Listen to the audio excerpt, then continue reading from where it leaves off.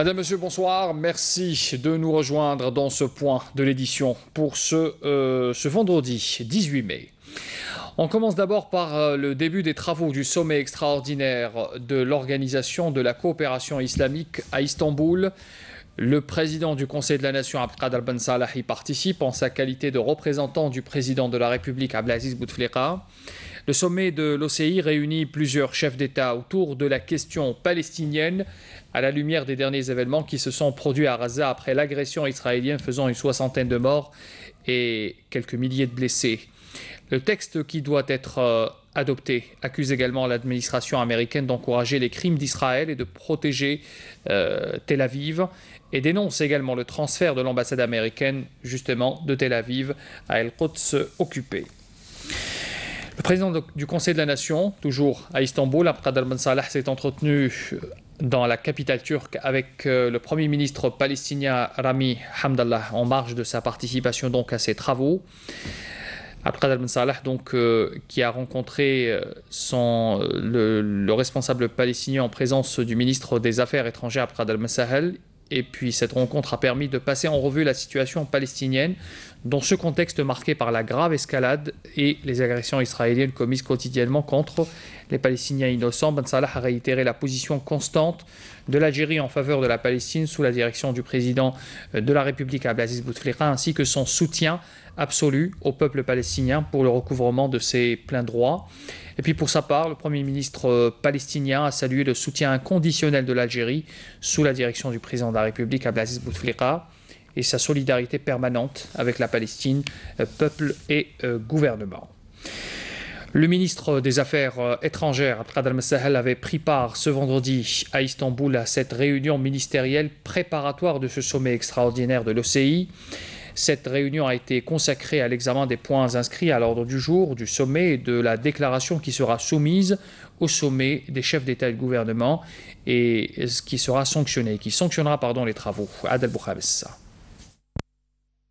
La forte présence diplomatique algérienne au sommet extraordinaire de l'Organisation de la coopération islamique traduit tout l'intérêt qu'accorde l'Algérie à la cause palestinienne juste devant la barbarie israélienne.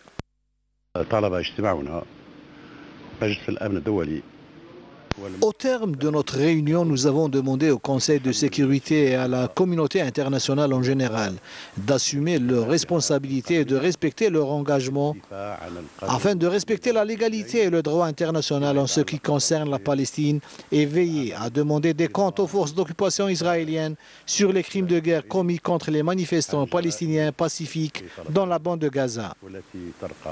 Dans le même contexte, nous avons exhorté les Nations Unies et les autres organisations internationales à mener des enquêtes indépendantes sur ces crimes.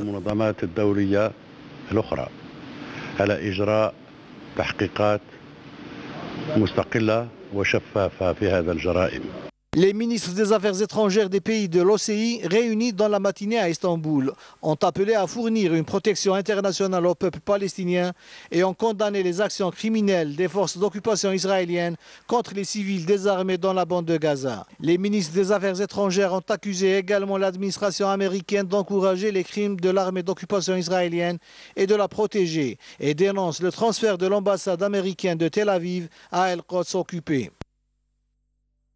L'Algérie célèbre demain une date importante de son histoire, le 19 mai 1956, une date lors de laquelle les étudiants algériens intègrent l'action révolutionnaire. C'était un tournant dans le cheminement de la guerre de libération nationale où les étudiants algériens ont préféré plaider pour la cause algérienne que d'accéder à des niveaux supérieurs dans le cursus universitaire. Évocation ce soir avec Jazia Bayou. Répondant à l'appel de l'Union générale des étudiants musulmans algériens, les universitaires, tous niveaux et disciplines confondus, ont abandonné les bancs des universités pour défendre la cause nationale aux côtés des Moudjahidines. En réalité, virtuellement, c'était l'orientation des étudiants vers le mouvement, vers la révolution. Parmi les étudiants martyrs qui ont rejoint les maquis, Si Abdelhamid et Si Kamel, deux étudiants morts au champ de bataille. Il n'avait rien dit, même pas à son père.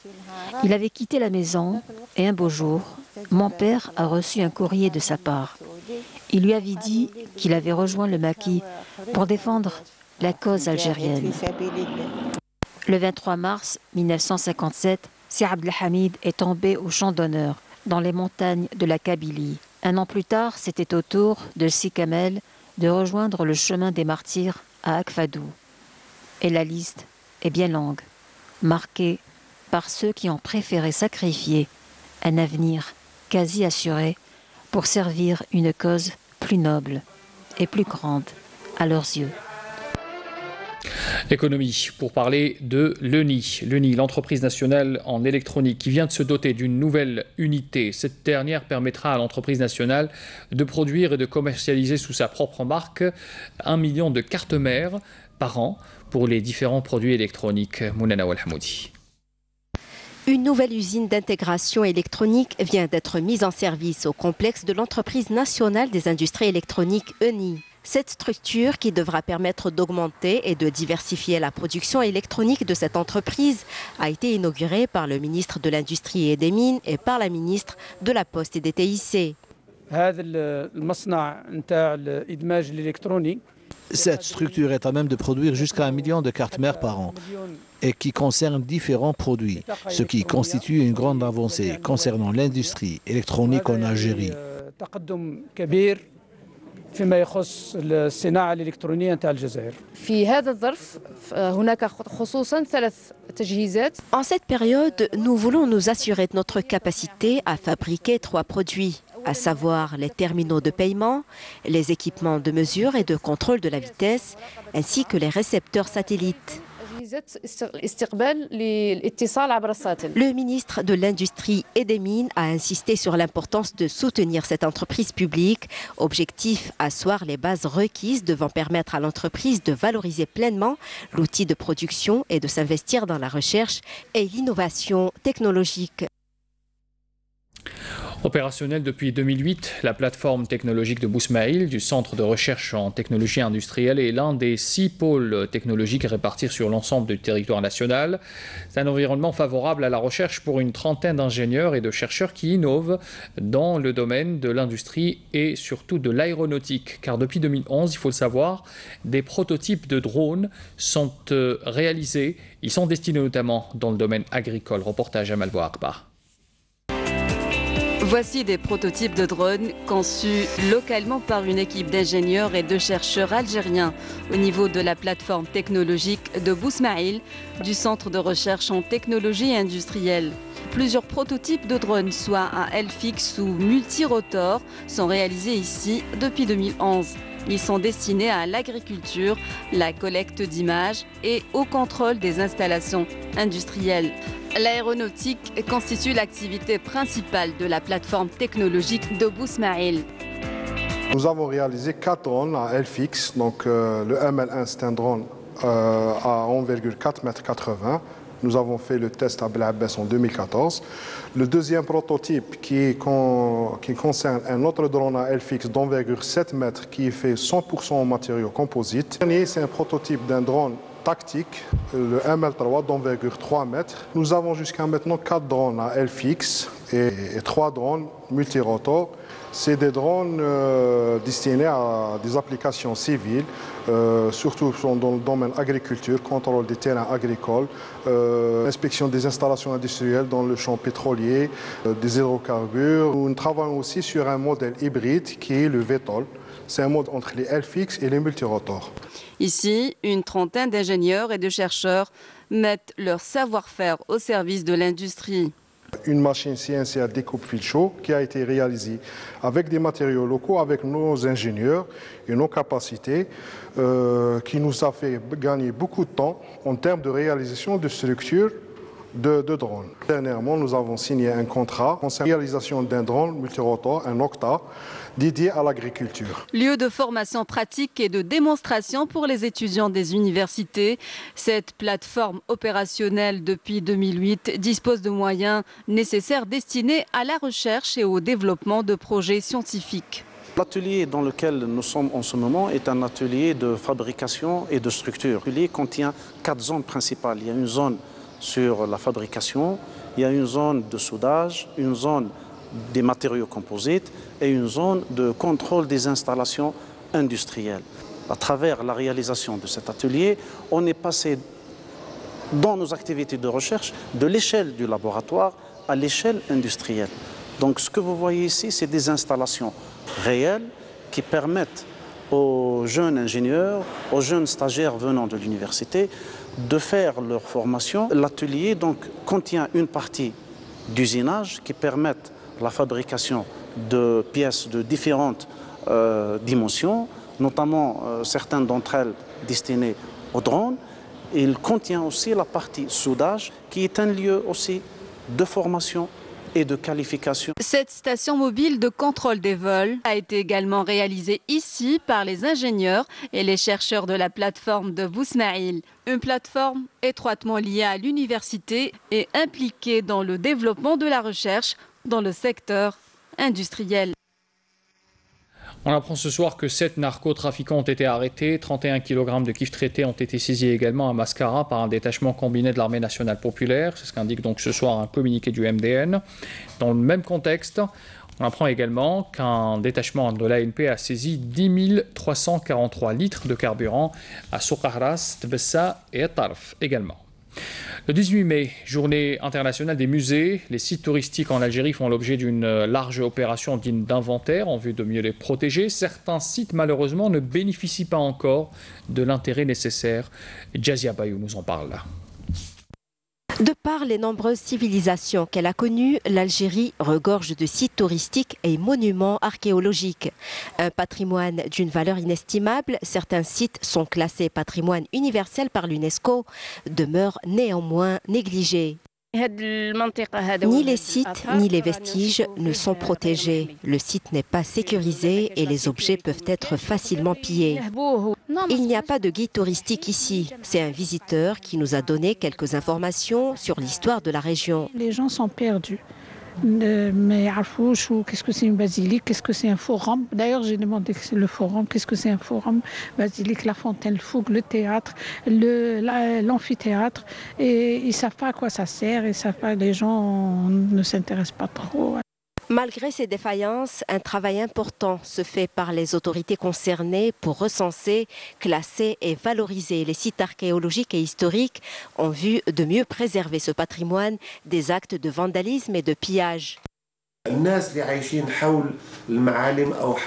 populations qui vivent dans les alentours de ces sites archéologiques doivent comprendre que ces sites sont source de richesse. À partir de ce moment-là, ce sont ces citoyens qui protégeront ces vestiges. La promotion du tourisme culturel en Algérie permettra de donner une nouvelle dynamique à ce secteur, précurseur du développement durable et créateur de richesses. Un sujet signé Mounana Ouelhamoudi.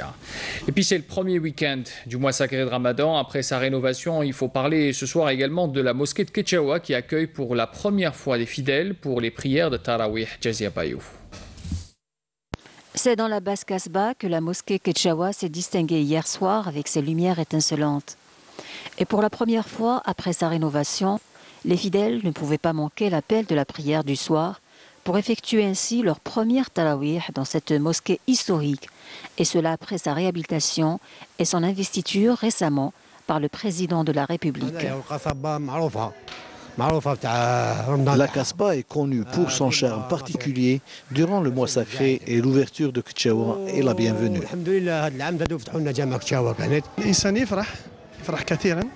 Nous sommes très contents de l'ouverture de cette mosquée historique après une longue réhabilitation. C'est grandiose de pouvoir être dans ce lieu symbolique. Personnellement, je suis venu du Sindé jusqu'ici pour accomplir la prière des Tarawih.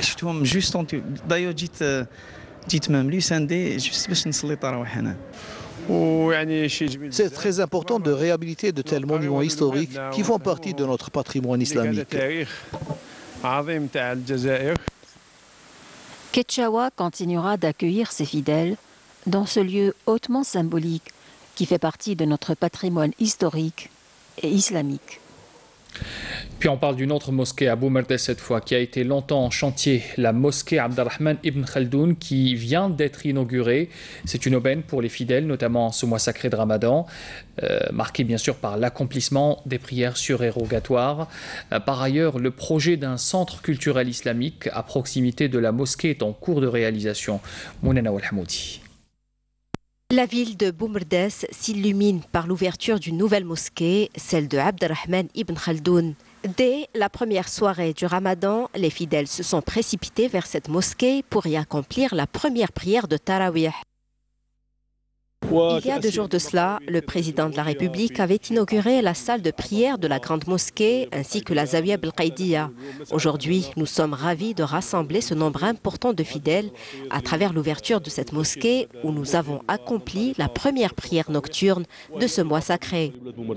Avec une capacité d'accueil de 10 000 fidèles, cette mosquée située en plein centre-ville de Boumerdes voit le jour 20 ans après le début des travaux, faute de budget.